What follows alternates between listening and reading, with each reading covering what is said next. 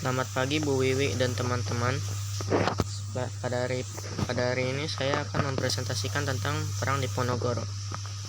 Ya, saya memperkenalkan diri dahulu. Nama saya Alexander Agung Dimitri dari 11 IPA, nomor absen 3. Perang Diponegoro. Perang Diponegoro yang dikenal juga dengan sebutan Perang Jawa, dalam bahasa Inggrisnya The Java War, Belanda The Java Oorlog, adalah perang besar dan berlangsung selama 5 tahun pada tahun 1825 sampai dengan 1830 di Pulau Jawa, Hindia Belanda atau yang sekarang di Indonesia. Perang ini merupakan salah satu pertempuran terbesar yang pernah dialami oleh Belanda selama masa pendudukannya di Nusantara, melibatkan pasukan Belanda di bawah pimpinan Jenderal Hendrik Marcus de Knok yang berusaha meredam perlawanan penduduk Jawa di bawah pimpinan Pangeran Diponegoro.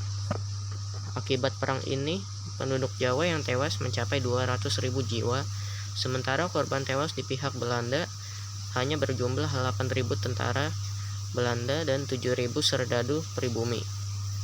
Akhir perang menegaskan penguasaan Belanda atas Pulau Jawa. Lalu ada jalan peperangan.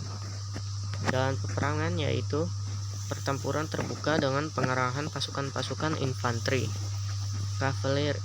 kavaleri dan artileri yang sejak perang Napoleon menjadi senjata adalah andalan dalam pertempuran frontal.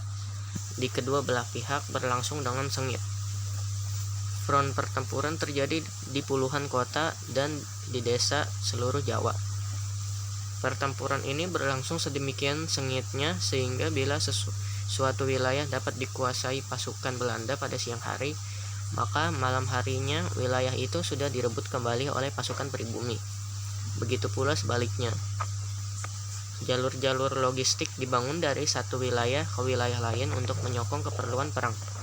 Berpuluh-puluh kilang mesiu dibangun di hutan-hutan dan di dasar jurang. Produk mesiu dan peluru berlangsung terus sementara peperangan sedang berkecamuk. Para telik sandi dan kurir bekerja keras mencari dan menyampaikan informasi yang diperlukan untuk menyusun strategi perang. Lalu serangan-serangan besar rakyat pribumi selalu dilaksanakan pada bulan-bulan penghujan. Para senopati menyadari sekali untuk bekerja sama dengan alam sebagaimana senjata tak terkalahkan. Bila musim penghujan tiba, gubernur Belanda akan melakukan usaha-usaha untuk melakukan genjatan senjata dan berunding. Karena hujan tropis yang deras membuat gerakan pasukan mereka terhambat, penyakit malaria, disentri, dan sebagainya merupakan musuh-musuh yang tak tampak, melemahkan moral dan juga kondisi fisik, bahkan merenggut nyawa pasukan mereka. Lalu lanjutan jalan peperangan itu berakhir Perang Jawa merupakan akhir perlawanan bangsawan Jawa.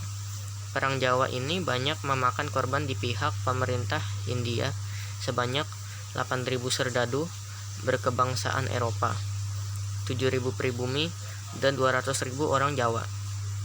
Setelah perang berakhir, jumlah penduduk Yogyakarta pun menyusut separuhnya.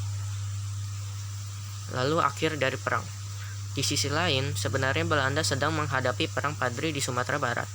Penyebab perang Padri adalah perselisihan antara kaum Padri atau yang disebut alim ulama dengan kaum adat yang mempermasalahkan soal agama Islam. Ajaran-ajaran agama, mabuk-mabukan, judi, materialisme, dan paternalisme.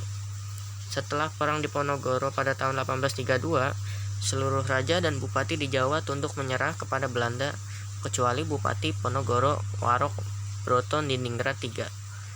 Justru hendak menyerang seluruh kantor Belanda yang berada di kota-kota Karesidenan, Madiun, dan di Jawa Tengah seperti Wonogiri, Karanganyar yang dihuni oleh Warok. Sekian dari saya, terima kasih.